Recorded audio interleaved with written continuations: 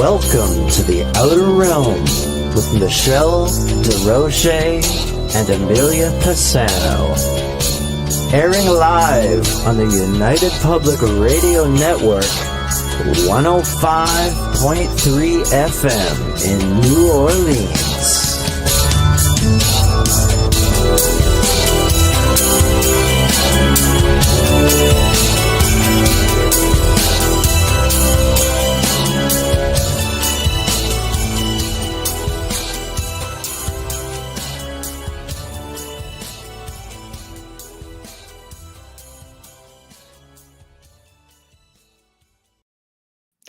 Happy All Hallows Eve, everyone. Welcome to the Thursday night segment of The Outer Realm.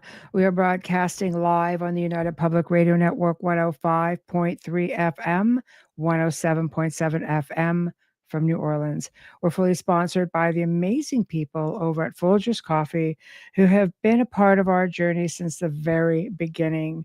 So thank you, Folgers. We couldn't do it without you, nor would we want to.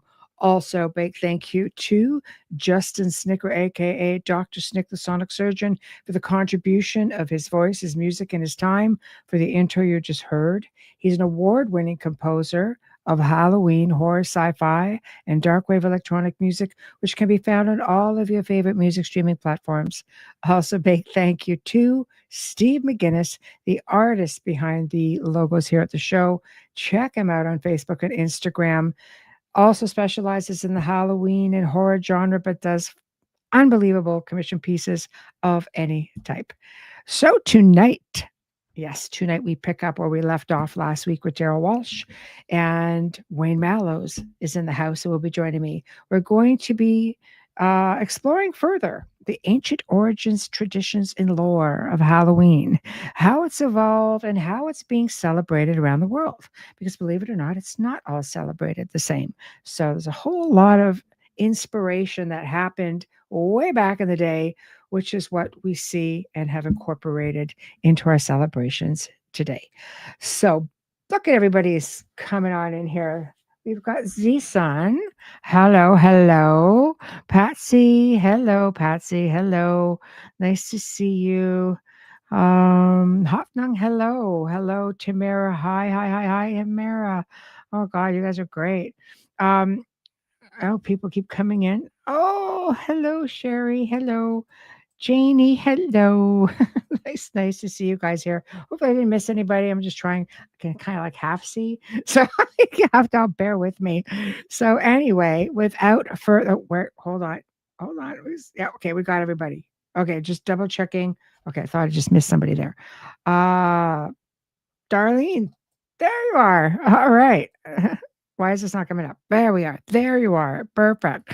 I knew somebody else was in there. Hello, Michelle. Hello.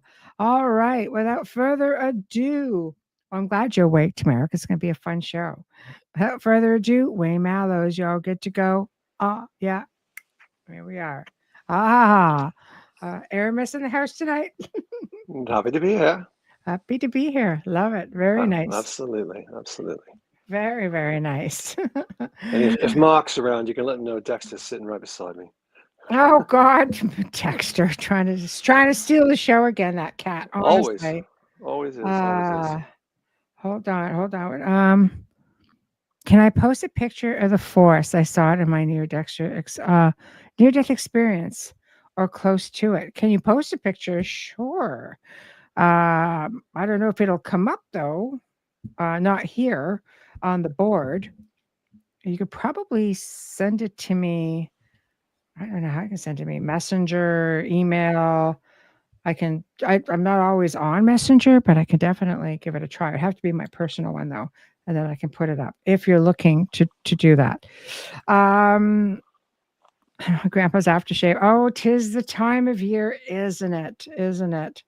The veil is thinning. Oh, thank you very much, Heidi. Thank you.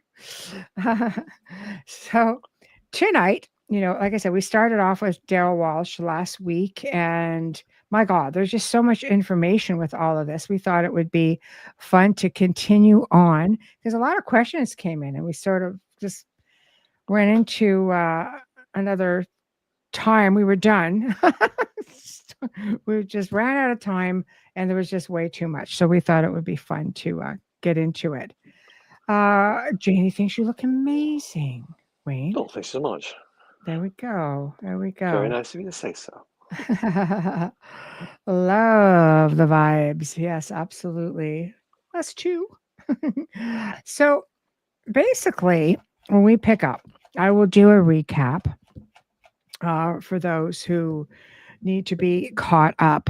So, well over 2,000 years. Daryl mentioned like going back 6,000 years. So it's lots of information. You know, he had a lot of great stuff. But definitely we know Samhain, you know, when the Celts who lived at least 2,000 years ago in Ireland, Scotland, England, even in northern France, they celebrated the new year on actually November the 1st, which of course is, you know, Day of the Dead now. But the day marked the end of the summer and the harvest and the beginning of a cold winter. It's a time of year associated with death, of course, putting everything back to bed. And they believed that on the eve of the new year, which is the 31st of October, that the boundary between our two worlds of the living and the dead became somewhat blurred. So the veil essentially was at its thinnest. And we still believe that. So on October 31st, they celebrated Samhain, and they believed that the spirits of the dead returned to earth. The Celts believed in the presence of otherworldly spirits, and it made it easier for druids or priests to make predictions about the future. And these prophecies were an important source of comfort during a long, dark winter. So essentially, it was a time, you know, huge sacred bonfires, people gathered, burned crops, animals for sacrifices, essentially. And, well, of course, made to the deities. They wore costumes, typically consisting of animal heads and skins, and would attempt to tell each other's fortunes. But upon finishing the celebration, they would literally relight the hearth fires to which they had extinguished earlier, but from the flames of the sacred bonfire, which, of course, they felt would protect them during the coming winter months. They also believed that by lighting these fires, they could honor the dead and help them along on their journey, all while keeping them away from the living. They believed that there were all types of different beings present during this time: ghosts, fairies, demons, you name it. So, enter the Romans, who conquered the majority of Celtic territory. And of course, the course of 400 years, they ruled at the Celt lands. There were two festivals. And of course, you know, Daryl had also mentioned this. There was the Roman origin festival, which was Feralia, and this occurred during or on a day in late October, and the Romans commemorated the passing of the dead. And Pomona, the festival was created in honor of the goddess of fruits and trees, whose symbol was, of course, an apple. Bobbing for apples was a actual tradition of Samhain, which we all still to this day celebrate. Right? So that's kind of cool. Now I thought I just heard something come in, so bear with me. Nope, I got something still loading, so I will have to check back. Okay, so that was okay. You did message. I hope it worked. Well, I'm looking for that. It's still loading, so I guess we'll have to hang on for a little bit. So, anyway, any thoughts so far, Wayne? I mean, it's the Romans, before they got really barbaric towards the end of their rule, they were pretty easygoing as so-called conquerors when they would come in. People actually welcomed them in the early days. So their motto was sort of, you know, we'll integrate our stuff into the culture that's already there and make it one. You know, so they would adopt and sort of merge their celebrations, their festivities, their beliefs into what was already there. So it was easier to have the people like them, much like some of the way the church works. Yes, yes. Yeah, kind of like that for sure. Kind of like that. Kind of, sort of. Yeah. Yeah. So, well, speaking of the church, of course, they had All Saints' Day, right? And Yep. that came from Pope Boniface the 16th, dedicated to the Pantheon in Rome in honor of all Christian martyrs, hence the Catholic feast of All Martyrs' Day, was established. Pope Gregory III later expanded the festival to include all the saints and moved observance to May 13th to November 1st. So that's like quite a spread in there. By the 9th century, the influence of Christianity has spread into Celtic lands, gradually blended with Celtic, the Celtic rites. And so by the time 1000 AD hit, the church made November 2nd All Souls Day in honor of the dead. And they believe by doing this, the church was attempting to replace the Celtic Festival of the Dead with a related church sanctioned holiday. So, Exactly. yeah. So, with this being said, on All Souls Day, the celebrations were similar to Samhain with bonfires and parades, dressing up in costumes as saints, angels, and devils. This was also called All Hallowmas, which means All Saints' Day. The night before was a traditional night of Samhain in the Celtic religion, and it soon began being called All Hallows Eve and eventually Halloween. So then we get into all the fun stuff. It's always been my favorite time of the favorite time of the year. I mean, we always, how far back, do we Me? celebrate? Oh Well, man. just in general, even just and even just the two of us. I think. I mean, I spent 2 decades just in the field of October being a blur. Okay, Well, yeah, it because was I'm hard so to really busy. celebrate when you think we're both working. Yeah, Like October is like for me and for you in different ways, but we were always busy. And we were lucky to yeah, get Halloween off, for goodness sakes. it's true. You It's know, it true. was tough. It was really tough, but it was fun. I mean, we were never bored, put it that way. No, no, that's very true. Never bored. Never had time to be bored. Um, okay, moving along to the early traditions and beliefs. So Halloween actually used to take place in the summer, believe it or not, close to what Well, was why did called. they move it then? I mean, I, up here in Canada, it's brutal. All the kids up I there know. with their snowsuits on over top of their costume, pretending to be a pirate. That's brutal. They should have left it in the summer. I know. It would have been nice. It was called May Day until the church moved it. It Ah, was. you see?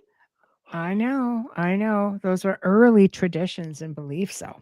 So it was believed that the veil between the worlds was very fragile and that the dead could easily come back to the land of the living. So people needed to be very careful, as Halloween night was said to be the night of the fairy funeral. Huh? Right there. The common belief of the time was that all souls of those who had died in the past year would be taken to the gates of hell by the fairies. The fairies couldn't enter as they had no souls, and they were usually in a pretty bad mood apparently, and and because of this they would meet you on the road and they would take you with them. So you could avoid this by taking off your coat, turning it inside out, and saying the following: my face to you, my back from you.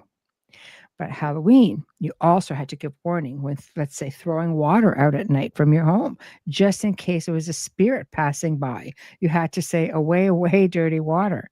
Not only did the souls of the dead become active at Halloween, but so were other worldly beings, such as fairies and she-hogs. And what it says, they're like a cross between fairies and the souls of the dead, apparently. The pukas, which were half ghost and half fairy. Big fairy influence here. Half fairy beings could do all types of things, such as enter into people's houses to create havoc to the living. And people believe that they would ward off otherworldly beings with a fire. However, most tended to stay indoors and tell stories. This was a very huge belief that their dead ancestors were the best ones to look out for them, to protect them, and that they had a healthy interest in helping the family line continue. Thoughts?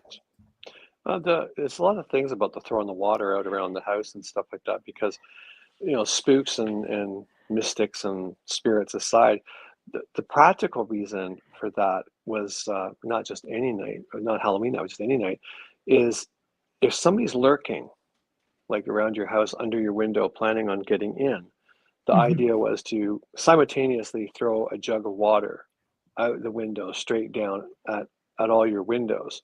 Yeah. And if someone was lurking, you would hear a different splash, and they would startle them, and they'd run off. At least you'd be aware of it. So it's funny how the reality of it kind of drops into the lore a little bit as well. Yeah. Yeah, I think it's fascinating how they just tend to crisscross around, you know. Just Uh, off. Can I just go off topic for 1 second while we're talking yes, about throwing the water out? yes. Um, Many people, they say, like, the etiquette of, like, my time was, when you walk with a lady, the gentleman always walks on the street side Mhm. of the lady. The lady was always on the inside towards the building. And the reason was twofold. The first one was that horses and carriages that are going by would not splash Mhm. the lady's gown. But also, there was no washrooms. So you would throw the bedpan's content out of the windows. And Right. if the lady was closer to the building, she would be under the awnings. So the gentleman would get the dumping. That's nice. So That they is did, where they that didn't pull that her into a puddle. no, they didn't pull her into a puddle because they were paying attention to the traffic that was going to hit them. So they couldn't watch the puddle as well as the oncoming vehicles. Just saying. Just saying back. All right, moving along. Wow. Throw them under the Hoffman, bus. no, it's still Wow. loading from my end. Yeah, it's still loading from my end. I just checked. Okay, so the dead. It was understood that on Halloween, the dead would come back and administer warnings, conduct unfinished business, bestow gifts, and offer advice. Example, some of these gifts would be like cures, a second sight to assist in seeing the future, great riches by showing people where the money was hidden, a Where? mother who died in Where? Show childbirth me. for, pardon? I said, show me. Where's the money? So, okay, where was I? A mother who died in childbirth, for example, would come back to suckle her child, and this would give the child great power. So, if you misbehaved, a ghost might warn you the consequences, and they could in turn punish you. So, many of the Halloween traditions that we practice today stem from ancient times. Maybe. So, so poo puddles. Yeah, Mm, just deep water and other. puddles. Oh, we're still on that, are we? I see. Okay. Tamara started it. I don't believe so. Okay. So somebody asked last week about where the pumpkin jack-o'-lantern came. And of course we get it. We know about them not using pumpkins back then. They would just carve turnips and things like that, right? Yep. But here is an 18th century Irish folklore called the Wandering Blacksmith. Legend says there was a blacksmith named Stingy Jack who was a drinker, player, and a very lazy man who spends his days laying under an oak tree. Satan came to visit on one occasion, wanting to take Jack to hell. Story says Jack challenged him to climb the oak tree, and when the devil was at the top, Jack staked across into the trunk to prevent him from coming back down. The devil was angry, so Jack struck a deal with him, saying that he would let him come down as long as he never invited him to hell again. The devil agreed. When Jack died, he couldn't enter heaven due to all of his shenanigans, shall we say, and couldn't enter hell for having to see the devil. To compensate for this, the devil gave Jack a charcoal piece of coal to light his way on the icy nights where he would have to roam until the day of judgment. The charcoal was placed inside a hollowed bucket, essentially a turnip, and had to burn forever like a lantern. And the Irish called them jack lanterns. They believed that by putting a lantern in their window, that it would keep the wanderer Jack away. Over time, people started carving faces in their own gourds to ward off evil. When the Irish immigrated to America, they found that pumpkins were just more abundant than turnips and much easier to carve and made the switch. Mhm. That's where that story comes from. Exactly right. The Jack back in the day in England, the Jack was just like not really a nobody, but just like an average person, like a no fixed address individual. Right. So you'd hear like Jack the Ripper, Jack of all trades, things like that. That's where Jack comes from. Right. Interesting. So it's jack-o'-lantern, Right. which was cool. Exactly. I Exactly love right. it. All right. Next, where do we get the tales of black cats? The folklore of The familiar. black cat deaths dates back to the dark ages when witch hunts were commonplace. Many introverted elderly women were used to being witches and could turn into black cats to hide from people, allegedly. Another medieval myth says that Satan would turn himself into a black cat when socializing with witches. It is considered bad luck if a black cat crosses your path. However, in Ireland, Scotland, and England, it's considered good luck. So that is the folklore behind the black cat. Yeah. Yes, never knew that. Jack, look at that. Wayne, you just taught something new to Sherry. Never Oh, knew there you where go. Jack See, came from. I know, that's what right? Jack is. Yeah. You know. Hoffnung, when I was little, I was stuck in a snowstorm, and me and my cousin saw a light moving around the edge of our view. Well, that's crazy. Snowstorms. Sometimes the winds bring in interesting things. Sometimes you just have ancestors who want to guide you to safety. Or off a cliff. Or off a cliff. Exactly. All right. Bats, one of my personally favorite things. So, Didn't know you was a baseball fan. all right. In medieval times, of course, bats were described as just being a witch's familiar. If you saw one on Halloween, it was considered an ominous sign. If a bat was seen flying around someone's house at least 3 times, it meant that someone within that house was going to die. If it flew into your house on Halloween, it was a sign that your house was haunted because ghosts had let the bat in. Great. Isn't it Yeah, I was gonna wild though, say where some of it's a these things little come out there. from? This is It's interesting. Like yeah. when I was researching for all the books, especially the first one, I Mm. found some of the the legends and the lore so interesting. But when you started digging and you started going further and further back to this huge story about bats or the dark or the mist and all that stuff, it was really quite a practical story behind it. So I was like, see, it's just, but over time, as Yeah. it goes along, the story just sounds so much better when you tell it like that. Yeah, it just gets put a spooky voice to it. Oh, It yeah, for sure. it gets But better and better. like Do you people say, like, spooky voice? well, people just tell me like don't whistle at night, it'll bring the devil. I'm like, what? What are you talking about? This That's here's just the lore. That's that's an lore. old wives' tale. No. You don't whistle at night, you bring the devil. Yeah. So when I was researching, like I thought, I'm gonna chase this one down too while I'm at it, right? Mm. And all because they think, oh, well, so and so was walking home, and they were whistling at night and they got attacked. Well, that makes sense, doesn't it? Because you don't whistle when you're in the company of others. It tells the bandit you're alone, for God's sakes. There we Makes go. total sense when you do it like that, doesn't it? So, my goodness. Sherry's carving pumpkins while listening to us. I'm jealous. I got to do mine tomorrow. I'm going to be using a jigsaw. Make it fast. Cheating. No, Okay. no, I got to go quick, man. I got no life. We got to hustle. All right. What's next? Spiders. So, Your personal favorite. I know. Like bats and black cats, folklore shows spiders as being evil companions to witches during medieval times. One superstition states that if a spider fell into a candle-lit lamp, it was consumed by the flame, witches were nearby. If one saw a spider on Halloween, then the spirit of a deceased loved one was nearby. Thoughts on the spider? Not really. I mean, I like spiders because they kill everything else in the house, which is always a good thing.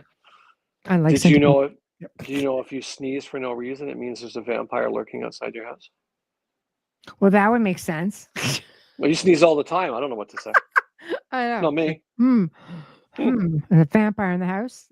All right. Witches. So today's image of the witch stems from the pagan goddess known as the crone, who was honored during the time of Samhain. The crone was also known as the Old One or the Earth Mother. The crone symbolized wisdom, change, and the turning of the seasons.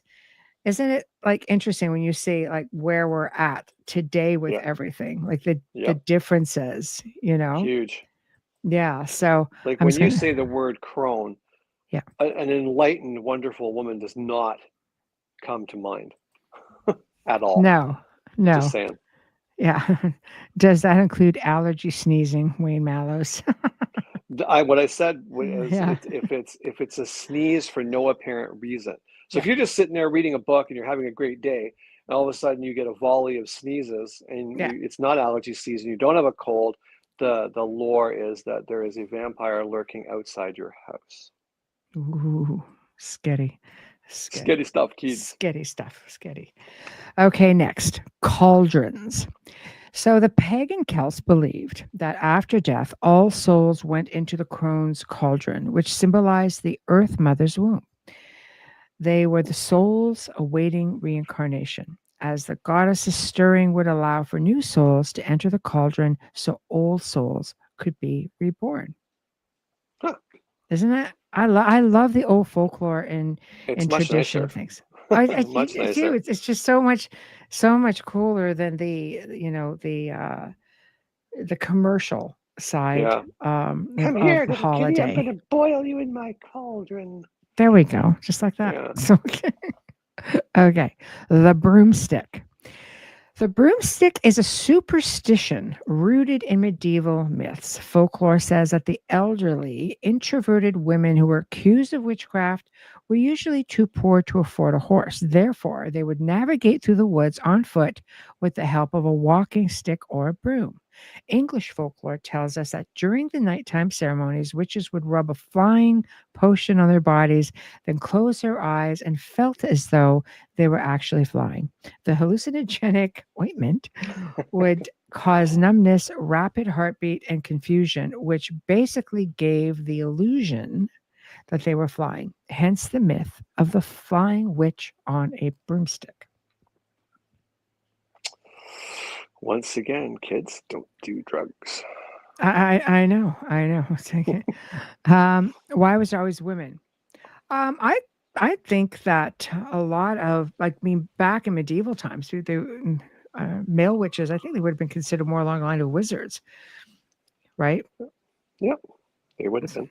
Yeah. But So, let's, if we can dare to take a step further back, in my onion, which is not overly layered, I oh, think that the original, what do you want? The deities of this planet were female. I think they were the goddesses.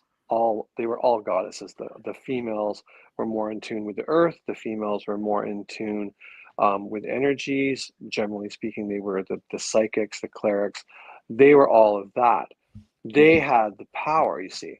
So when the other organizations came up that wanted to take that power, the males who are, more robust physically could physically take them, but they couldn't take the power at the same time.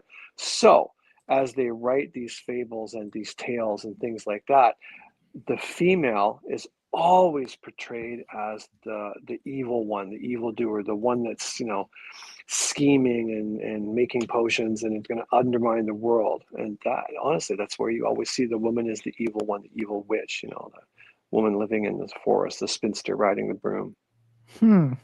makes sense. Oh, it does. It does. It does. There's a lot of different things that allude to that in different folklore, like the ancient dragon queens of Lemuria. Look that up, kids. That one's fun. Okay. Don't read at night by yourself. Trick or treat and costumes. So the pagan Celts believed that during Samhain, the veil between the worlds was at its, I guess, smallest, thinnest, allowing for ghosts of deceased or of the deceased to come in and mingle with the living. They believed that these souls would disguise themselves in human form, such as figures would knock on your door asking for food or money. If they were turned down, you risk receiving the wrath of that spirit by becoming cursed or haunted. Another Celtic myth says that dressing up as a girl would fool evil spirits into thinking that you were one of them. so they would not try to take your soul. Good grief. That's crazy. See, the women were safe. Yeah. Bobbing for apples, of course, like we say, it's a tradition that was introduced by the Irish. Other traditions such as roasting, nuts, and fortune telling, and they were once a very big part of Halloween tradition. It seems to have largely disappeared from modern day Halloween celebrations. But we embrace a lot of that. In other words, women have the power to create life, so they are portrayed as a witch. Absolutely. 100%. That's not load. I'll try to figure another way later. Oh, it's no problem. Here, let me put this up for you. Here, there's an email. I'll tell you a story. Yeah, theouterrealmcontact at gmail.com. Here it is. I'll leave it up for a moment. Go ahead, Winnie. When my dad was what did you say? Vampire Winnie. No. When my dad was a teenager, there was a farmer, like he was in England, and there was a farmer that lived up the road from them. And apparently he was a pretty cantankerous old bugger. And when they were children, they would go out and trick or treat. It wasn't a big thing in England, but they'd go out and try to get apples and things like that. It wasn't like it is here where you get buckets of candy. It's like you go to a house, they'll give you an apple and you thought you were a winner for the day, Mm-hmm. And this guy was just rotten, just didn't like kids, didn't chase them off, yelling at them and things like that. So when they became teenagers, when they were like 14, 15, he said, we decided to go out there on Halloween. We went around the back of his farm and we took his hay wagon apart, took it all apart, bolt by bolt, piece by piece, and we hoisted it up to the barn roof. Then we put it all back together again. So when the guy woke up in the morning, his wagon he hauled all his stuff to market with was up on the barn roof, all put together. Trick or treat. Trick or treat. Yeah. We'll do our best, Sherry. We'll see how we're doing for time. I didn't know what she said. What'd she say? Oh, she said, you guys have to tell a spooky story each before the end. Please, please. Sure. Mm-hmm. There we go. Okay. There was this thing called souling. It's souling. Souling. In medieval Britain and Ireland, souling, I guess it would resemble what we know as modern day trick or treating. Souling was when the poor would knock on doors on Hallowmas, as we talked about earlier, asking for food in exchange for prayers for the dead. In the northern part of Ireland, or not Ireland, sorry, England, special cakes were very big and left in churches. The churches charged as offerings for the dead. It was common tradition in many parts of northern England where adults and later children would dress up, sing, and collect money for food. Mm-hmm. That's sort of cool. That's interesting. It was always barter, always trade. Yeah. Tamara, in the early 1900s, down the East Coast, people would dress up Christmas Eve and go door to door to get a drink. It was called mumblers. That's true. That's mumblers. True. I imagine you'd be mumbling for sure. That also could be my dad. Your dad mumbled without the drink. Oh, man, brutal. Oh, my God. Okay. Prayers and not pumpkins. This is one of the last pieces of lore before we get into the celebrations. So, a Catholic tradition offering prayers for the dead. This was done by ringing church bells, lighting candles and torches on November the 1st. In medieval times, prayers were said for the souls trapped in purgatory. This assisted, and I believe the source could return, or the soul, my God, must have been talking to my phone, could return to Earth and ask relatives for assistance in their journey. Halloween was not celebrated in America until the Irish immigrants arrived in the 1840s during Ireland's Great Potato Famine. The current and customary trick-or-treating tradition began around the late 1950s, even though some believe it was, around the World War II era. So we can thank the Irish for bringing Halloween to America. And I thank you every year, my Irish fellow humans. More than just Lucky Charms. That was absolutely. So, I love the old lore. And I know, when Daryl last week was on. He had mentioned stuff that was even later than that. You guys can catch that archive, of course, anywhere, but YouTube and Rumble if you want to watch the immediate videos. They're on both platforms. So there was a lot, a lot there. But now we get into the fun stuff. Modern days, how Halloween has evolved and how the world celebrates, again, Halloween, the Day of the Dead, right? So I guess if we get into, before we get into all of this, why don't you talk about how you used to like celebrating Halloween? Now we essentially did a whole segment again with Wayne last Halloween on probably a couple of Halloweens. Like we really picked your brain to bits. But I'm feeling it. sorry. So why don't you talk about how you would celebrate Halloween for all these mega years, and then we'll talk Sure. about what you do. Then we're going to get into some different places around the world. We'll Sure. mix it up. It's interesting for me, just like being the age I am now, I'd say, because when I've seen such an evolution in the celebration of Halloween, because when I was a kid and went trick-or-treating, like when I was really young, I mean, I'm talking like 4, 5, 6, 7, 8, kind of in that range, nobody decorated their house. There was like one house that was like 2 blocks away from me, and we'd all like sort of go over there. But it was done up with like, orange lights and some green lights, and they had a couple of cardboard tombstones. And, like, I'd never seen anything like it. It was just like, wow, this is crazy, amazing. But we were all terrified. No, we're not going in there. It's terrifying. So, but it was cool to look at. So to see it go from like one house in like, I want to say 12 blocks, 12 sets of streets, to now seeing, 12 houses on one row have decorations out. I think the evolution's been amazing. Mm-hmm. But anyway, to like with my own personal growth story here, it was around the time I was 8 or 9, maybe 10 years old, and I was really into the Addams Family and Hilarious House of Frightenstein and the Munsters and things like that. And like honestly, I wanted these people to be my family. They were so cool. They were so different, but everyone loved them. And I was so different, but everyone hated me. So that was just the way it goes. So at that age, around 9 or 10, I decided that I am going to do what the guy did 2 blocks over. But I'm going to do it better. Mind you, I was only 10, right? So I too made cardboard tombstones and wrote names on them and things like that. Put it on my dad's front lawn, and got people come around to get candy and stuff like that. And I had such a good time, like the entire month of October, putting this together, that I no longer wanted to go get candy. That was no fun at all. This was way better, so much better.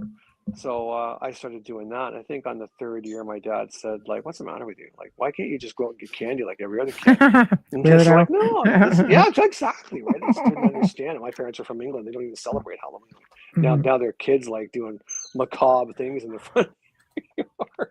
You know what? I would sit there and I would play with stuff like, making gates move by themselves. I'd put wire and string and things like that and hide it all in the bushes. And kids would come to the gate to open the gate and it would creak open by itself. It was magical. It was so amazing to see it happen. Mm-hmm. And it just inspired me like, wow, all the bullies in my school are afraid to come to my house. Mm-hmm.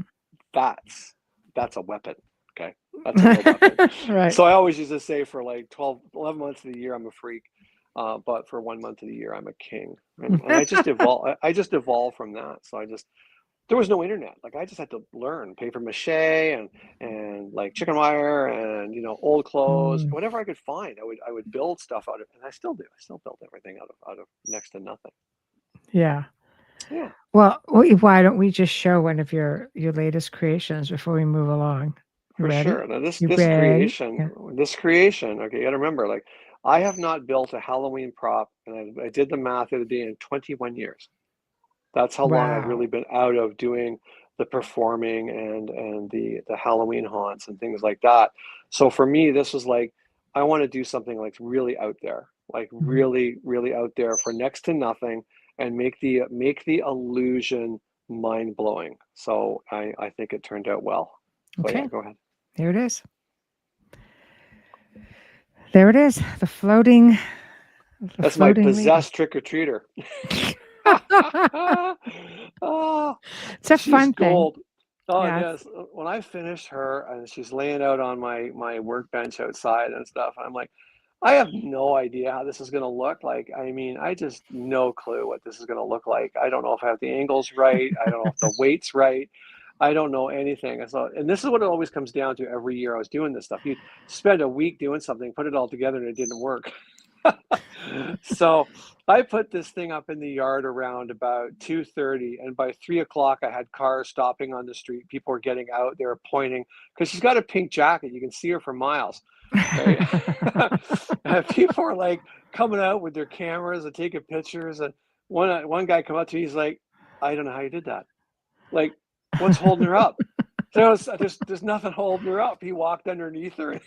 It was so good. There's nothing anywhere. It was very interesting. I was tickled, like totally tickled. It really worked out well. So I had to take her down because we have a major storm rolling through the last probably 14 hours. I didn't want her soaked and disheveled and her hair full of leaves. So I took her down, but she's going back up tomorrow.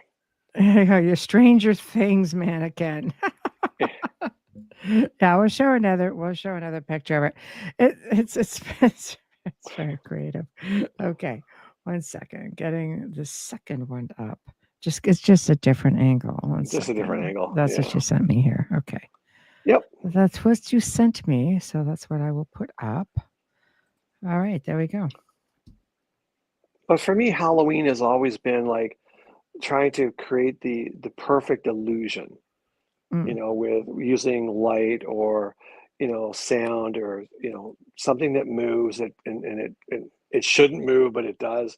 And you can really get inside someone's head. That was my objective always. You can always have the startle scare. Someone jumps out and goes, boo, you're going to jump, right? Most times you're going to jump. But my idea was like, I want people to think. I want to get right inside their head and really wig them out without even, sort of being in their personal space bubble. Well, mission accomplished. Thank you. Gonna have like a slew of cars stopping by. Oh, we did that. The first hour was just unreal. I couldn't get over it. Like people come down the street, they'd stop, they'd back up, windows would go down, people staring like, is that a girl floating in the air? Like, what is that? Like never mind the cool Grim Reaper for shit's sakes. Oh yeah, but that's a static prop that just stands there. But the thing weighs a ton. Is big and beautiful.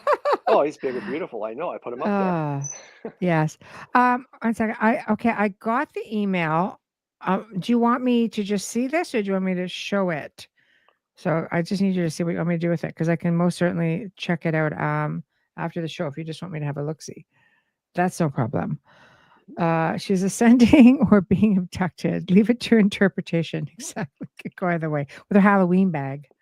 It looks like a trick-or-treater just walking up the walkway and like, whoop. Okay. So every trick-or-treater is going to question their mortality as they walk to the door. Okay. So I'm going to show this. Because I did get it. It loaded right away. And oddly enough, it still hasn't loaded on on Messenger. So if you want to type out in the comments, you can explain what this was part of your OBE.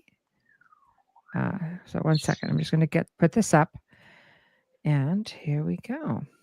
Now, this is a forest that you saw during your experience. There we go. All right. That's creepy forest. I like it. I like this forest. See? Yeah, I kind of dig that. I know, right? This is a cool forest. Very cool forest. It was okay, but not without the elk. He goes, yes, this was my OBE, but not with the elk in it. Oh, this is very, very interesting, having an out-of-body experience and ending up in a place like this. See, I love mountains and forests, so this would be like right up my alley for sure. So can I ask how you got a picture of when you're out of body? This is just a representation of. Oh, got you. Thank you. Yeah. Okay, I was just maybe this is a psychic thing. Yeah, I don't know. Yeah, very, very cool. Right. Very cool. The bird thinks it's cool. She's going well. But Bird's all about it. Yeah, she Yeah, hasn't Bird's all stopped. about it right now. She hasn't stopped. That's a very beautiful image. Yeah, it It's looks very like nice. from the Wonderful. Twilight movie. It does. Oh, he says, I wish I was that good, Wayne. Hey, and I never know. You never know. Thank you for sharing that with us. It's outstanding. Okay, so we're going to bounce around a little bit here. So we know, of course, how you're not wrong, Allison. You're not wrong. Do you want to Definitely. share that with the rest of the class? Oh, and I had a nap in the haunted forest in Romania. Oh, there. Okay, that's true. All right. Just I had a can't read little any nap. of that stuff. On my screen, it's like microdot, right? I Oh can't yeah, see that. no, man. I had a nice nap in there, and I was gonna be there like half the night, so I needed to have a little siesta. He said I could feel the cold, by the way, and the raindrops. I love that. That's very cool. Yeah, That is intense. I I love love that. that. That's absolutely just like right in that moment. Okay. And he woke up to the smell of pines. Isn't that amazing? And you're just right there, having an out of body experience and ending up like literally in that moment. In my near-death experience, I could feel the spray from the water. Nowhere Yeah. near as fun as looking at a forest of pines, but hey. Yeah. Still, that's just wiki too. Honestly, it's just Yeah, it's a weird, crazy NDE. it is. Okay. How has Halloween and Day of the Dead evolved? Who celebrates it? How do they celebrate it? So I just popped a few places and thought we would share that up. So of course, Ireland, Scotland, England, Samhain still going on. They still celebrate Halloween with bonfires, games, and traditional foods. One of these traditional foods is called barmbrack. This is an Irish fruit cake that may contain coins, buttons, or rings for fortune telling. Yeah, for example, if you found the ring, it would mean marriage is coming in the new year. If you found the coin, it would mean upcoming wealth. So, you find out coins, you might do all right. So, There you go. I know. Now, I'd be like Charlie Brown. I got a rock. Now, Northern Ireland on the Bank of Foyle, Londonderry is home to Europe's largest Halloween carnival called the Banks of the Foyle.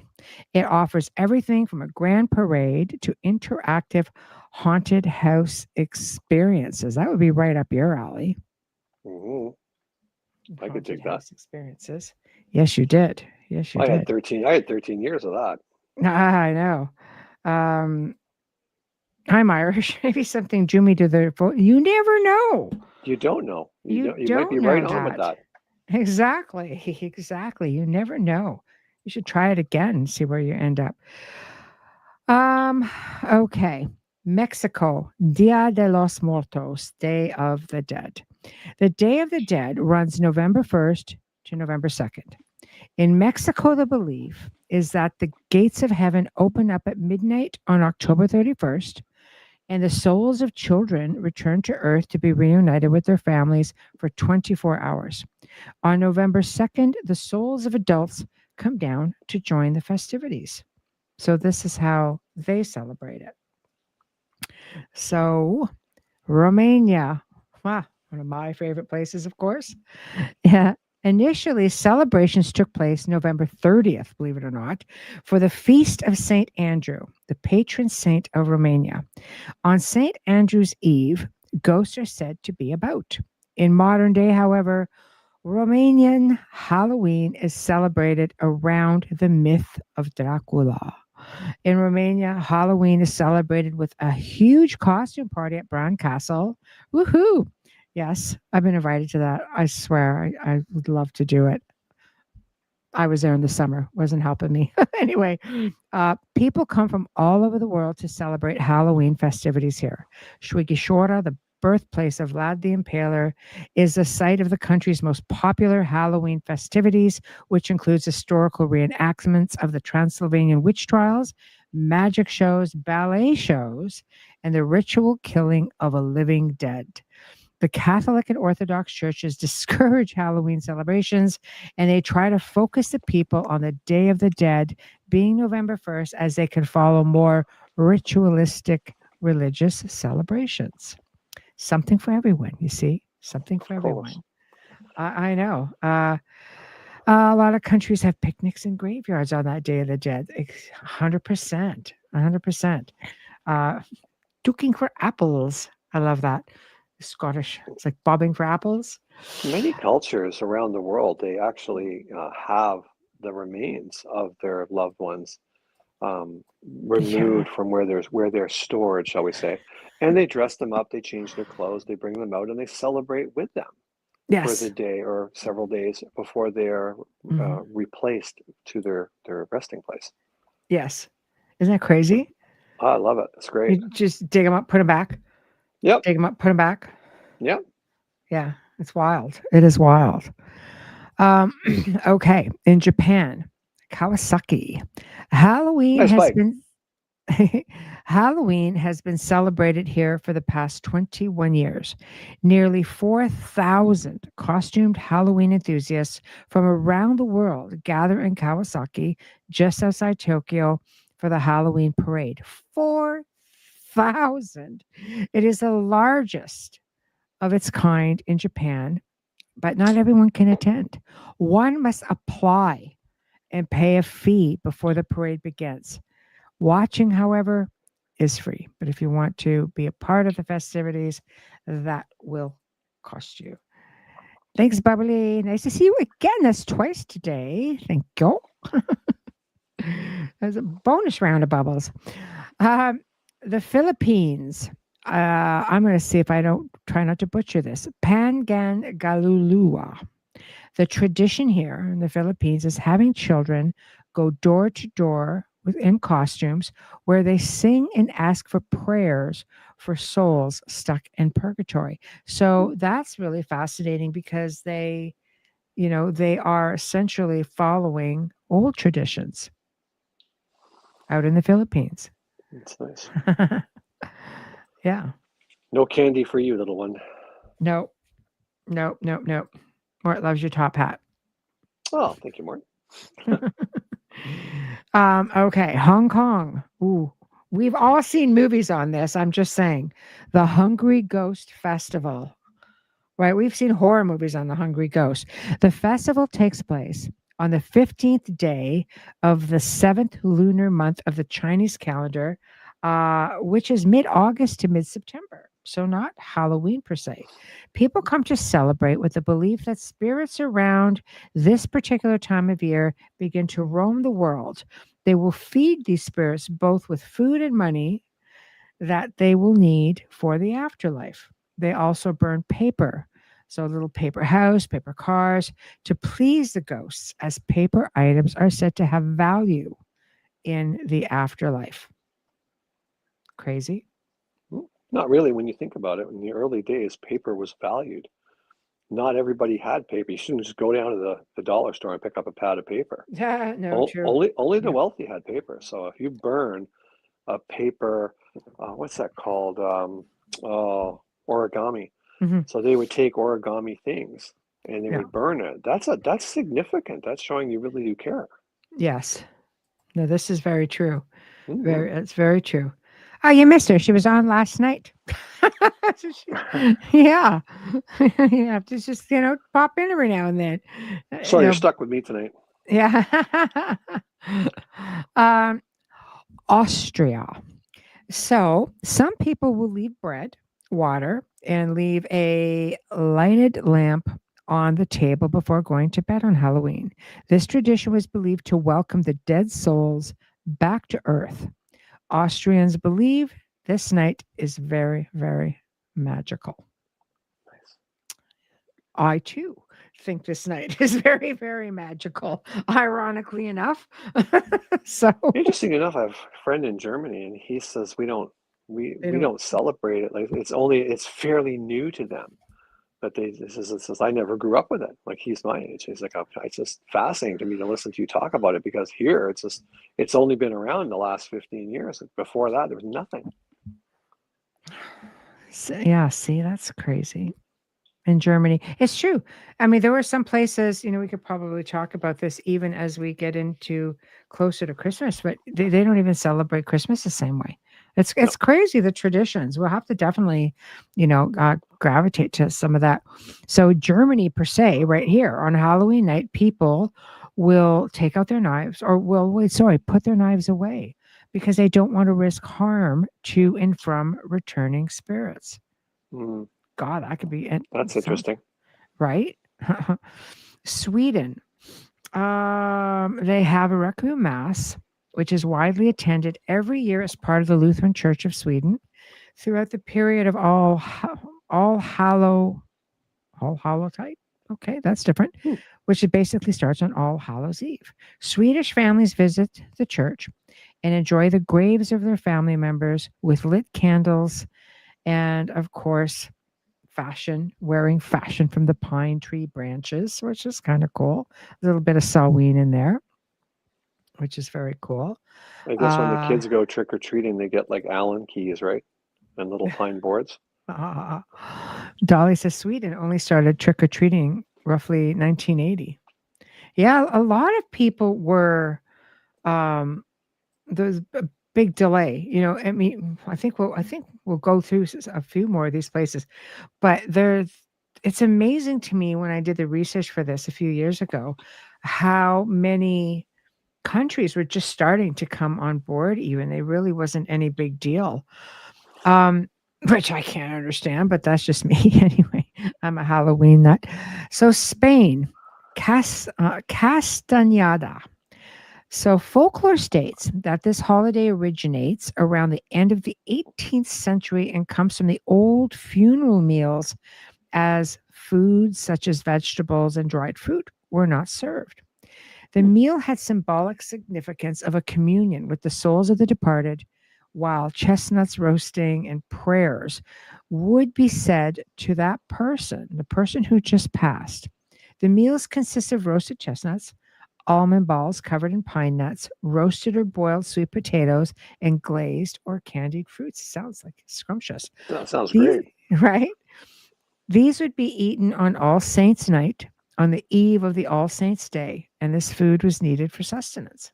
That's pretty much as this food was needed for sustenance. Don't put an uncut chestnut in a fire. Just saying. Yeah. Well, it's a lot bigger than that, but yeah, you get the gist. I get the gist. Yeah. France is interesting. Halloween was never celebrated in France until roughly 1996, and people would simply dress up and go to parties. So that's really interesting, 1996, because they were very much into the whole Samhain traditions way back, thousands of years ago. No, but the French, like, in the up and coming, like, they were really into the costume balls. Like, But, they yeah, had the very extravagant. masquerade ball. Oh yeah, Yeah. all times of the year, not just in the Yeah. fall. They Yeah. really went extravagant on the masquerade balls. Yeah, it's true. It's true. They were huge into that. A lot of communities and countries did not celebrate Halloween or Christmas. 100%. You're right. Mm-hmm. Very, very right. And yes, for some of us, it is a state of mind. Some of us get really offended if Christmas stuff comes out before Halloween is even over. Oh man, I can't tell you the number of times younger years, I'd walk around like this all the time. And people are like, "Hey, dude, nice costume." I'd be like, "What? This is my everyday attire, man. This is how I dress. It's just how I am." Is that weirdo? Yeah. Yeah. Hey, yeah, it's not Halloween for another month. Yeah, I know. Thank you. Appreciate that. Yeah, thanks. Yeah, it get to be a little much. All right. Italy. Ognissanti. Bubbles probably knows this. All Saints Day, November 1st. Festivities usually begin a couple of days before by leaving fresh flowers on the graves of the dead. People would also pay tribute by placing a red candle in the window at sunset. They would also set a place at the table for the spirits that they hoped would stop by for a visit. See how it's just like a time of like renewal. Yeah, it's renewal, and almost it's I get the sense of reconnection reconnection to loved ones, reconnections to people that have moved on without you, and I find it really nice. Yeah. Oh, I'm big on anything that is, me. I love the ancient lore. I would have the bonfire out in the back, doing the whole Samhain thing. I can do it for you if I you love want. it. I know a guy. Okay, okay, let's do that. Done. Woo-hoo. All right, we're having a bonfire. Wait till you see the special effect I've got cooked up for next year. You want a Here we bonfire? go. I'll give you a bonfire. Yeah, we'll have to do. Because the show will probably be on Halloween. No, it won't be on Halloween. Yeah, it will be on Halloween night. I would think it would be. Ooh. Well, It's maybe actually not. Maybe we it missed would be it. on a Saturday. Be on a Saturday, Halloween. Ooh, so not have a show. So that would be fun times. Fun Yeah, times. you can film it as the house burns. Great. That's Not great. for real. It's an illusion. It's an illusion. It's an illusion. It's what I do. All right. Cambodia, believe it or not, Cambodia does celebrate. Celebration goes from the end of September to the middle of October. Buddhist families gather together to celebrate for the dead. People give food, visit temples to offer baskets of flowers to show respect for their deceased ancestors. Czechoslovakia. Chairs are placed by the fireside on Halloween night. There is one chair for each living person and one for each family member who is there in spirit. See, it's just a common theme. Like here in the West, it's just trick or treat, let's go out, and I love it. But do you get the sense it's just very commercial in comparison? It's very superficial, yeah. Comparison to some of the stuff that I'm reading. Not that they don't, we'll get to some. Not like it doesn't happen like everywhere, but it is really fascinating to see like the differences. India celebration lasts for about 16 days. Oh, gosh, see, that would be cool. During the second Hindu lunar month. Hindu religion believes that when a person dies, the Hindu god of death, Yama, takes the soul to purgatory to find the last 3 generations of family.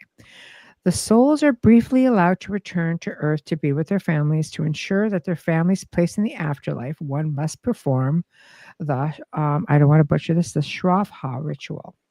If they don't, their loved one will wander the earth for eternity. They offer the dead assorted food, which is cooked in silver or copper pots and served on banana leaves. That's crazy. I love it. Yep. Poland. The celebration begins in early November. People across Poland travel to cemeteries to visit the graves of their family members. This holiday is equivalent to the Catholic holiday of All Souls Day. It is celebrated with candles, flowers, and offerings to prayer. The people come, they pray, they offer prayers for the departed. On the second day, people attend a requiem mass for the souls of the dead. So much like All Souls Day in general. Nigeria, all the way to Nigeria. It marks the return of the dearly departed friends and family back to the living. It can last up to 6 months. This holiday is celebrated. It's called the Awuru Odo Festival, by the way. This holiday is celebrated with feast music and masks before the dead return to the spirit world. The festival happens once every 2 years when it's believed that the spirits will return to Earth. Wow. So it's a good thing it lasts 6 months because you only get it every couple of years. Yeah. Haiti has the Festival of Ancestors, which is a voodoo holiday celebrated in Haiti and other voodoo communities around the world. People take part by lighting candles, journeying to their ancestors' burial places, and drinking rum with infused chilies. See, this just sounds fantastic. To Haiti, here we go. Here we go. I know. Get my crow's foot in the gravel and I'll fit right in. We're all right. Portugal. It doesn't have an actual Halloween tradition of celebration. However, they do have themed parties on Halloween Day. They do have a zombie walk in Lisbon. That's kind of cool, too. That's very cool. I've done zombie walks. I know. Netherlands, St. Martin's Day. Instead of trick-or-treating, kids take their handcrafted lanterns and go door to door to sing and hopefully receive candy in return. So you got to work for your treats in the Netherlands if you want them. Work you Uh, hard for that stuff. I know, I know. The last place I have on the list is the Orthodox Church. This is Russia, okay? Russia. The I'm Orthodox amazed they got Church, Halloween in Russia. That's cool. they do. The God, I love it. Orthodox Church Halloween takes place on the Saturday after Pentecost. Pentecost. Therefore, 4 to 5 months before Western Halloween. Western Halloween began in the 90s around the downfall of the Soviet regime. And the Russian government allegedly have become anti-Western over the years and said to be trying to eliminate the Western Halloween from public celebrations. So, of course, we are in different times. I'm sure that things are a lot more laid back, but I love it. So, That's cool. the same commercial feel is with Christmas as well, Oh at yeah, least for in the sure. States. Yeah, it is. I think everything is like that now. Yeah. So, I mean, back in the okay. day, like you walk through Home Depot even now. It's just that they've got, 14-foot skeletons and 14-foot scarecrows. They all move. They're all remote control. They're wild. Like when I started doing this stuff, like I had to build it all. And I couldn't just Google it. How do I build a 9-foot scarecrow? I did just trial and error, make it work. I blew up a lot of shit in the garage. Of course you did. I sure did. Proud of it. Boy. All right, let's get into some spooky tales. We have time for spooky tales.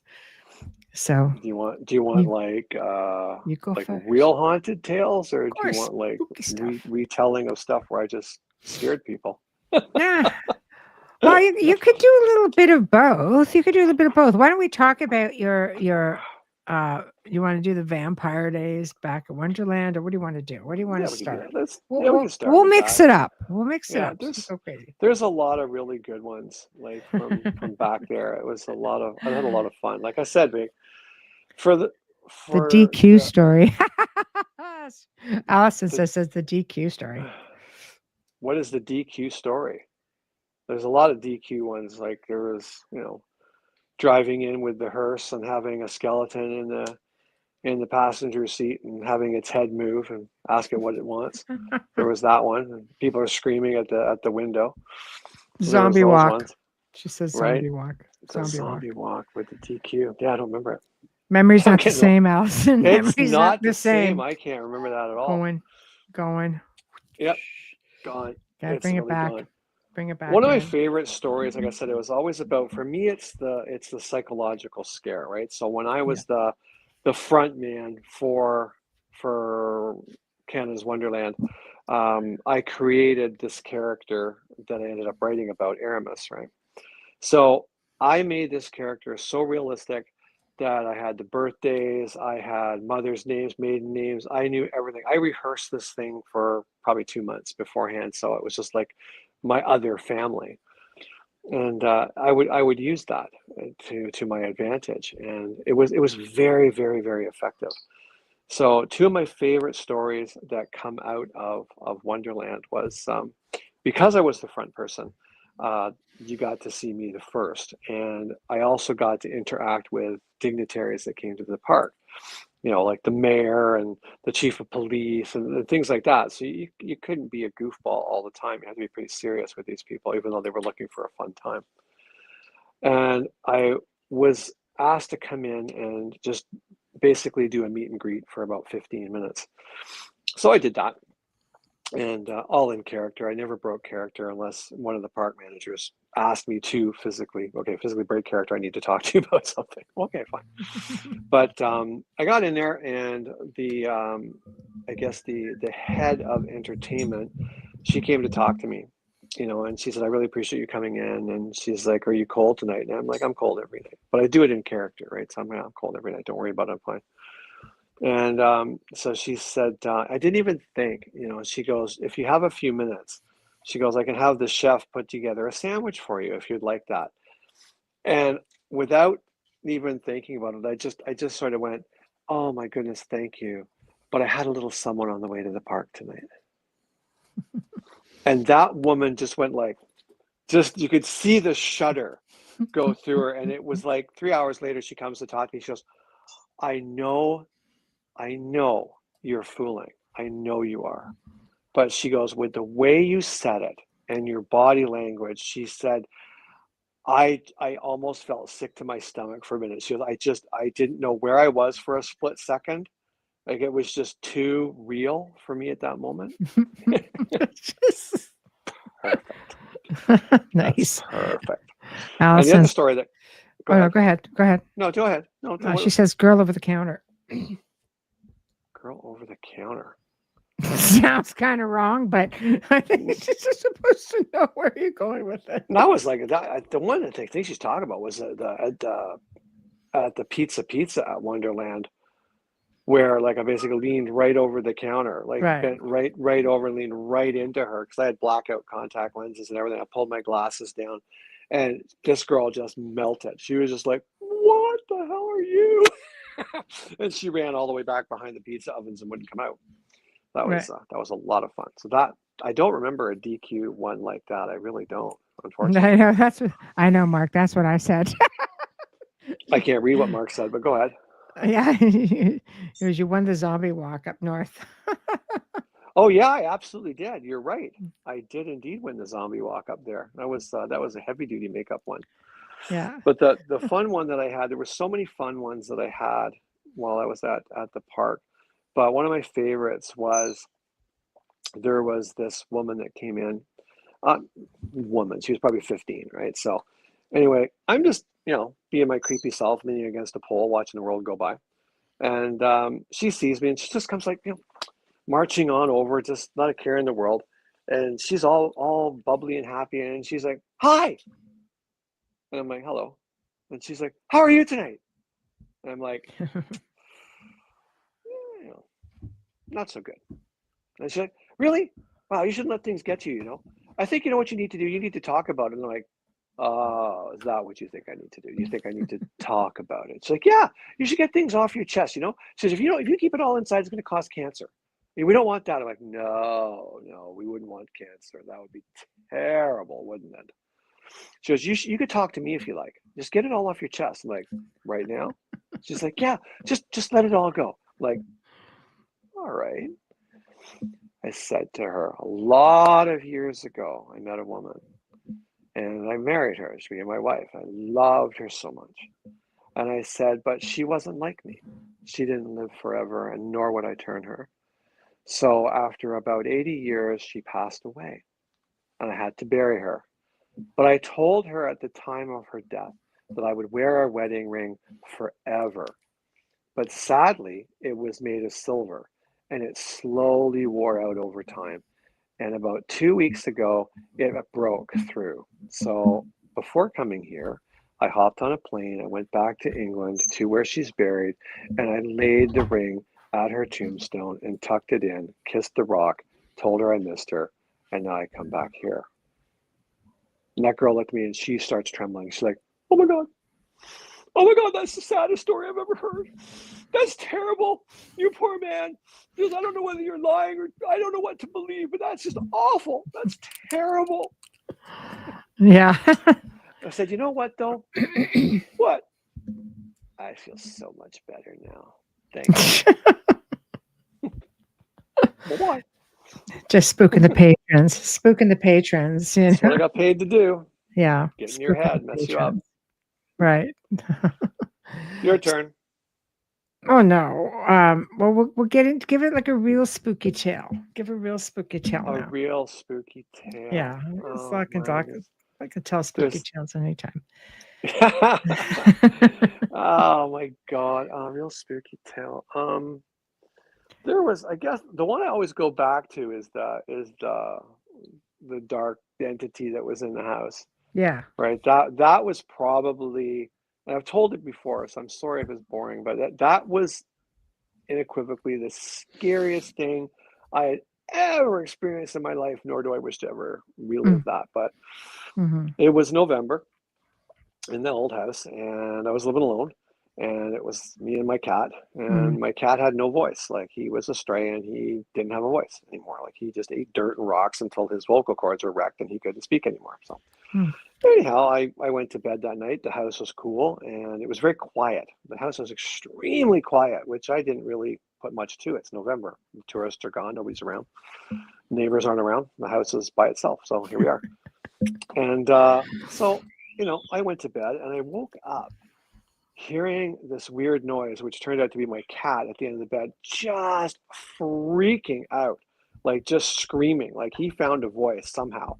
And he was just yodeling. And I went to reach down to touch him to just like calm him down and realized I couldn't move. So Wayne's logical brain kind of says, it's sleep paralysis. You woke up to a strange noise and just breathe through it and, give it a second and you'll come out of it, right? Anyway, seconds mount, cat's freaking. I'm not coming out of it. So, all right, this is a problem. So I can't move, but I can rotate my head. I can do this, right? So I look down at him and he's looking across my chest over to the corner. So I kind of look over there. And that's when I realized that there is such a thing as a darker than dark, because I slept in a room with no light at all. I didn't like it. Didn't like light. So I look over and there's this thing in the corner. It's blacker than black, and it took up the entire corner of the room, and those ceilings were 10 feet tall. So I'm like, oh, shit. Oh my goodness. Okay, so there's some real crap going on here. So anyway, I kind of look back at the cat. Cat's losing his mind. And then I realized, wait a minute, I can't breathe. Like, my heart rate's going faster and faster and faster. I can't breathe. It's like my chest is locked up tight. And I'm like, this is not good. Okay, this is seriously not good. I've got to do something fast. And I'm trying to will myself to move, and I can't do anything. And finally, I forced my voice into being and screamed out a whole pile of expletives, which we won't go into, but it was very loud. And I sat up straight in bed, like it's this as if someone took a strap off this chest. Like I sat up, and I got out of bed. The cat flew out of bed. I walked out of the bedroom. Cat flew down the hallway, spun around on the floor, and looked back at me, and then crouched down and looked through where my legs were, back into the room, and just was like hissing and growling and carrying on. I'm like, wow, this is intense. The room is freezing. I'm freezing. And I'm thinking, like, okay, well, Michelle's always said, never challenge these things, but don't let them push you around either, right? So I walk back in the room, and to reclaim my space, right? So I walk back in there, Mr. Brave, not. And I'm walking around the canopy bed, and I'm saying all the time, it's like, you're not welcome. You weren't invited. This is my space. Get out of here. You can't be here. This is my sanctuary. It belongs to me. And as I come around the canopy bed, I look up, and we have crown moldings that went around the room. And up on the crown moldings was what I thought was one of these big fall moths that we get sometimes in Ontario. And they're pretty good size. They're pretty nice, but they're beautiful. They're not dangerous. They're just huge. So I looked up at that and I went, oh wow, look at that. And it's dimly lit, mind you. It's not bright. And then I looked at it again, and they were actually orange, yellowy orange, but they were the size of a couple of grapefruits. And I'm like, wow, well, that's not a moth. What is that? And then like little black slits appeared in the grapefruits, and then they blinked. Just really slow like that. And I was like, I was so flipped, because I realized not only can I see whatever it is up on those crown moldings, is it was looking at me. I was, oh man, that was just like someone punched me in the chest. And I just screamed at the top of my lungs, like, get the bleep, bleep, bleep out of this house. And it disappeared. But man, I was rattled. I had never experienced anything like that in my life. So fortunately, my bestie at the time, she does this sort of thing. So I'm feeling fairly confident that I could get help. So grab the cat, go to the parlor, sit in the room, sit in the chair, grab my cell phone, and I am shaking so much. That was before talk to text. So I'm texting. I can hardly type. And I'm just like, hey, sorry to bother you so late, but I got a thing going on here. Like, there's something in the house. I'm flipping out. The cat's flipping out. I need help. Nothing. So a minute later, I text again. I probably sent about 6 texts. Finally, I'm like, I know it's 3 o'clock in the morning, but she did say, You know, my phone is on 24/7. If you have a problem, call me. So I called her and I got, hi there. You've reached Michelle DeRoche. I can't come to the phone right now, but please leave a message after the tone. I'll get back to you as soon as December. possible. Oh, yeah. I'm just like, hi, it's me. There's some nasty shit going on in the house. You got to come over, man. I'm like freaking out. The cat's losing his mind. Anyway, around 7:30 in the morning, the sun was coming up, and I got a phone call. I know. All my text messages and everything came all in at once. So something was Yeah, going on. it was weird. Nothing came in because I'm a bit of a night owl, so I'm up quite late. Nothing came in at all. And in the morning, it was just like a barrage, like bing, bing, bing, bing, bing, bing, bing. And I'm Yeah. Oh, what yeah. the hell? You know, and I'm not an Oh, early man. riser. So needless to say, it's 7 Yeah. a.m. Bing, bing, bing, bing, bing. Queen of the Oh, Dark Realm is not happy with me. But like yes, I what have the hell? never experienced Yeah. something that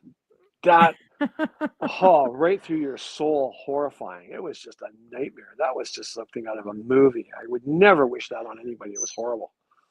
Yeah, you know, there's been so many experiences. I mean, some were great experiences. Like I won't say for me specifically terrifying.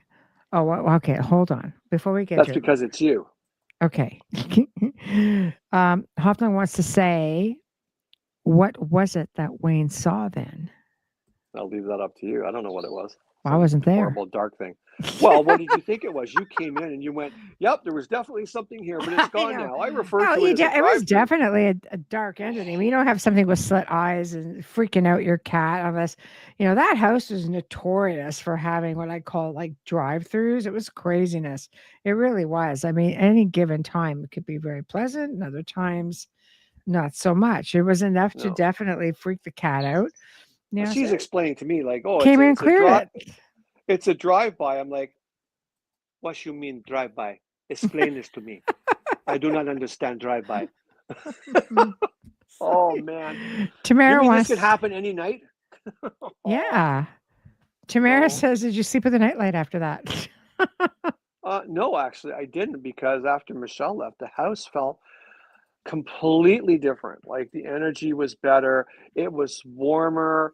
It was brighter. The cat was back to his normal self. Like everything was as it was before.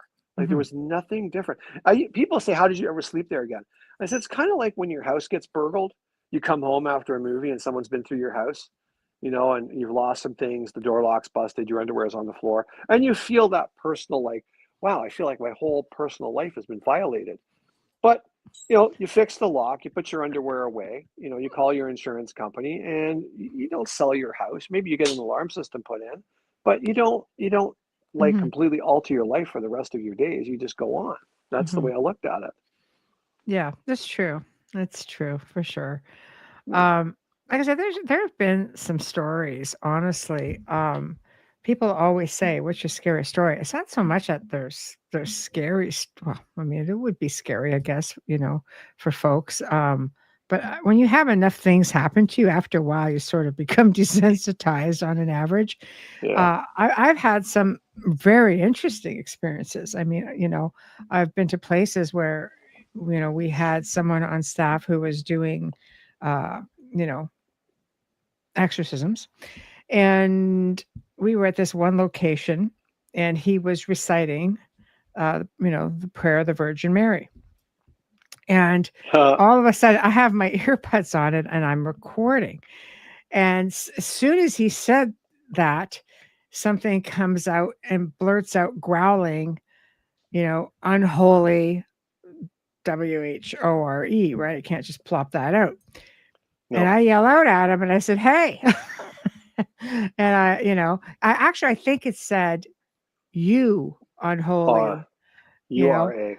Yeah, and I basically said, "Hey, this was what the message for you." And he just turned around and said, "Thank you." I just kept going because you can't let them rattle you. No. You just keep going. You don't pay it any mind. You don't give them the power. You just keep going. And this is essentially what he was doing. But I mean, we've had so many experiences. I can't tell you the amount of experiences that I've had with things in my space and walking into, many, many different homes, just being, things just coming right to your face and rushing you or rushing at you. And you're sitting there having to figure out, okay, what am I up against here? Yeah, better you than me. My son's, he's an adult when he was living with me at the time. He was probably 21, and he called me like freaking out one night that he was in his room and he was doing a beautiful mural, because he's an artist, and someone started rattling the doorknob and nobody was home to his room. Like it was shaking and shaking, and the door started shaking violently, and he was just beside himself. He goes, finally, he was like, I got up, I ripped the door open, and there was nothing there. So he goes, I ran down the stairs, and I could hear someone running down the stairs behind me. I got to the kitchen, I called you. He goes, there's something in the house. And I'm just like, well, what are the cats doing? He goes, well, they're sleeping. Yeah. Okay, good. So there's like, It's a good sign. It's residual, man. Believe me, if there's something in that house, the cats would be losing their mind. Just take a breath, relax. It's just something. There's probably the lady of the house is like, because that used to be what his room was the old man's house, or old man's room. So they were probably having a violent discussion about it, and she's like, you better open that door or else, kind of thing, right? Yeah, that's true. Mhm. There's all kinds of different, different experiences. Like I wish I could. People say you should just write a book and put them all in the book, but it's really hard to pinpoint one over the other. I could write a book for you. You just have to tell me what to put in, and I'll write it for you. You know that. I don't have time. Let's I make don't it have point time to form. do I'll figure things. it out. Yeah, I know. I just get a voice recorder and just start going. You know what I mean? Oh yeah. But there's I don't know. I think if you're just meant to do things, you're meant to you better have the fortitude for it. I remember being called by a woman whose sister was again in trouble. And remember, after a while you sort of desensitize yourself. Again, you just sort of tell yourself it's not that you don't feel fear, it's not that you're not unnerved. You just have to control your reactions to it, right? So I go into this place. I brought a medium with me because I need to. It's hard. I mean, I've been given the information, so for me, it's sort of tainted information. I want to bring somebody else along to validate, see what the findings are. And this woman had said to me that her sister was pretty much in trouble. Their mom had died, and she decided that she would use a pendulum to try to communicate with her mother. So I said, okay, no problem. I went in and I said, she's not going to let me in. So, anybody who's not considered the weakest link should be the one to invite me in. I feel like a vampire now. So literally her husband answered the door and said, please come in. I want you to come in here. I was like, okay, great. So I came in and she had her back to me. I walked in very quietly, just in my socks, very, very quietly. And she was eating cereal like this, milk and cereals flying all over the place. And I'm like, okay, that's a little bit unusual. So I stopped behind her. She never looked back. And I don't think she could have heard me because she was making so much noise, just with the slurping and the bowl and the spoons.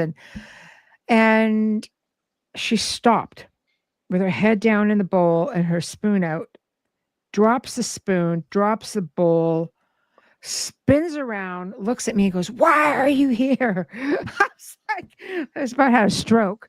But aside from that, I was like, all right. I won't say exactly what I said, but essentially, I let her know that I was there for her.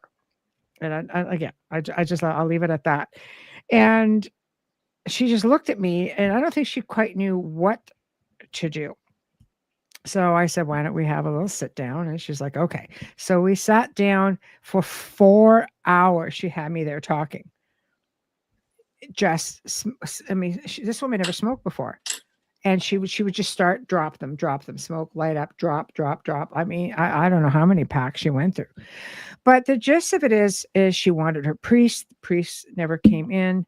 She would drive around for like, we're talking like 15, 18 hours nonstop, just driving. She would run laps around the neighborhood, things like that, right? And it's just very crazy, erratic behavior. And the saddest thing is that this was a young family. This was a husband, a wife, what they call the $1 million family, the son, the daughter, the big house, the cars, the boats, the cottages. I mean, all of that. And over just wanting, again, I mean, how many times you guys heard me talk about grieving? How sometimes we become very vulnerable and something or someone in spirit form comes in. And this is essentially what happened. Something came in, and the whole family, I mean, this woman worked out every single day of her, like every single day of her life. She went, that's it. Kids went to school. She went out to the gym, very fit. And she was down to 90 pounds, soaking wet, feeble, skin and bones within 3 months. And essentially, the family was no longer a family in less than a year. So it's a prime example of an infiltration that takes place. And she was never quite the same. It took about 3 months to get her clear, per se, and the family had already done like psychological, psychiatric assessments, everything, because I request them, right? Especially when you're dealing with the church, I want to make sure this is what they're going to ask for. And I need permission from the doctor to work with her, which they got. They got me everything that I needed. And I got permission as long as I did not allow her or request that she go off medication. I'm not a doctor. It's not my place. Medication didn't work. Again, now you have psychologists and such who are very open to working with people, thinking, why isn't the medication working? What is going on? Like they explore it, and you sort of have an ally. They're just more open to things now. And a couple of years went by after that, and then I heard back from the family again, and from the sister, and she's just, let me know. She goes, she just has moments still, and but they dropped off. So that, it's stories like that make you realize just how fragile life is. Yeah. That's hard. That's a hard one. Yeah, absolutely. Hoffman says, I know of a story about two witches fighting, and supposedly they still have their powers leaked out from time to time in a forest next to a river. That's very interesting. Yeah, cool. Very interesting. Yeah. Well, maybe they'd love it, Mark. But it just takes some time. That's all. So anyway, yeah, your turn. You're next. My turn. What? You're next. You're next. Yeah. I have more theatrical stories than I actually have real ones. So that's just how it goes. Of time. Well, we got some time. It's 1:45, so we got some time. Okay, we got a little bit of time. Okay, that's all right. Go ahead. Cat's pacing. I got asked to come to a theme park. Was just starting up, and I used to coach people on how to be scary and be safe at the same time. There is a trick to it. So I was at a convention of haunters, like theatrical haunters, and was doing a talk on it. And the promoter basically came and said, "I want you to come to my park in Ottawa. So I'll pay your way and all this stuff." So it was pretty cool. We went out there, and it was a tricky scenario because everything was volunteer. It was a charity, so nobody got paid or very little. And they wanted to produce this thing. They said, "We've been losing money every year. We cannot make it scary." So like I wandered around, and it was a gold mine. Like it was a big old farm. I was just like, how can you not make this work? Are you kidding me right now? So anyway, I sat down with them. I said, "This is what you got to do." Boom, boom, boom, boom, boom, boom, boom. And I laid it all out for them, right? And the one guy was just like, we've been doing this for 6 years, and you come here and in 15 minutes, does all this stuff just kind of roll around in your head like all the time? I'm like, yeah, pretty much. I've been doing it since I was 10, right? So it does. I see things that most people don't see. Anyway, so on the first night they were opening, they ran for the whole month, right? So it's for the first night when you open up, I will come in. I'll spend a couple of days with you guys, and I will go through with you and you can see what an atmosphere actor actually does. And you can have your people watch and see how it goes, right? So I would simply come in dressed like I am, much more frightening than what I look right now. But I would just get into people's heads. And one of my favorite ones in that particular park was I'm walking down the line where all the people are lined up. We're not even in the park yet. I'm just walking in. Like, I'd parked my hearse, got out. Everyone's like, "What's that? Like, what's with the car? What's with this dude?" And I'm really tall, and I have an air about me. Like, I don't just show up at the park as Wayne and think, okay, now I'm a vampire. Like, I spend probably 2 hours getting into character before I'm even there. So I'm walking down the line and I can pick people off. Like, I know who's scared. I know who's not. I don't bother with the ones that aren't, because they might be terrified of clowns or aircraft. But if I'm not a clown and I don't have an airplane, I can't scare these people. So don't even try. But I can tell the ones that are freaked out. They don't take their eyes off me. And there was this young lady, probably about 14, really tall, and she's with her family. And her eyes are like, boop. Oh, she sees me. She sees me from 200 yards away. And she's not infatuated. This girl's terrified. So I walk along, I lock eyes with her, like probably about, I don't know, 10 paces, 12 paces out, and we lock eyes. Now, I wear black contact lenses that cover the whites of my eyes, so you can't even see which way I'm looking. So I'm walking, and as I'm walking towards her, I'm turning my head like this, so she knows that I'm absolutely looking at her, without a doubt. And as I walk past, I keep turning my head until I'm like literally looking backwards, walking past her, and she's just will not break the gaze, right? Until finally I just slowly look forward and keep going, and she starts losing it. As soon as I break my gaze and keep going, she starts like freaking, and her parents are like, "Will you get a grip?" And she's just like, "No, I want to go. I want to go home." And they're like, "We're not going home. We're going in." She goes, "No, I'm not going in. I need the keys to the car. I'm going to go sit in the car." They're like, "Don't be ridiculous. You're coming in with us." And the one mother grabs her and she's like, "You need to pull yourself together." This girl grabs her mom by the shoulders and goes, "Mom, did you see that guy? He had no eyes." Like, this girl was having an absolute meltdown. And the organizers were just like, "How is this? How does he do this?" Right? Yeah. It's magic. So yeah, That's that's a funny. lot. That's sort of a lot of fun with me. So I get into that sort of character, and then we don't go away. No. I'm No. here to stay. Sorry to say. Yeah. Great So yeah, tales, though. a lot. Oh yeah, there are a lot of good memories. I have a lot of good memories of the different haunted places that I went to and stuff. One of the ones I went to, I got lost. It wasn't even it was just a get together in a small town, and I'm rolling up in my hearse. No GPS back then, just a map, right? And I got this big old Gothic coach, and it's a funeral coach. So, and I'm dressed like this, only worse. And so I'm like, I got to stop, figure out where I am. I don't know where I am. So I see the cross streets. I'm like, okay, I'm gonna just pull over here. And as I'm ready to pull over, I see like a little gas station, and there's like a sip and bite donut shops in there. I'm like, oh, perfect. Okay, I'll just pull in there. I'm off the road, so that's ideal. So I roll into this coffee shop, and it turns out in this little nowhere place in the middle of nowhere, it was the little Gothic hangout for the local goth kids, right? Mm. So I see I drive in, all their heads are Uh-oh. like that, right? It's awesome. So I figure I'll give them a show. All right, we'll give them a show. So I get out of the car, I take my map out, and I lay it on the hood of the car, right? So that's what I'm going to do. And like, I've got rotted fingernails, and I'm all pale, and I got all my veins accentuated and stuff, and I've got tattered clothing and little lace around my arms and stuff.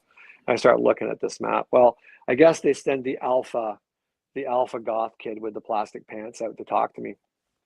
And so he comes over very cautiously, but he puts the car between me and him. So I'm on the driver's side, he's on the passenger side, and the hood is like 9 feet long. And he stands and looks at me for a minute, and he goes, "Hey, you're not from around here, are you?" So I look up like this, and I've got the blackout eyes, so you can't see my eyes. And I look at him, I'm like, "Are you John?" And he's like, bolt upright. He's like, no, no, man, I'm not. I'm like, "Do you know where I can find John?" He's like, no, man, I don't know. And I just put my head down and start looking at the map. This guy runs like his butt's on fire into the donut shop, and I'm looking over my glasses like I'm still looking down, and he's like this in the donut shop. I promise you, he is telling someone, get on the phone, call John. There is a guy looking for him, because in a small little country town, I promise you, there is a guy named John somewhere. And I also promise you, to this day, there's a group of people that go, "Dude, seriously, do you remember when that guy came to town? The guy with no eyes, and was looking for John? John, did he ever come? Did he ever find you?" "No, man, I hid in the shed. I didn't see anybody." That's a good stuff. Every day is a party for me. Every single day is an opportunity. He goes, someone like me might hit on Wayne if he did that where I was at, and I'm not even kidding. He says. You guys crack me up, though. You really do. Yeah, You're awesome. Got the best chat room ever. we do. Well, that is Or a you good do. way. What? Go ahead. What? No, I said we have the best chat room ever, and I went, "That's actually you. I'm usually in the chat room." I just wanted to clarify. Hey, we've had bonus 3 open discussions. Great. This month, because it is spooky month, but I have so many requests.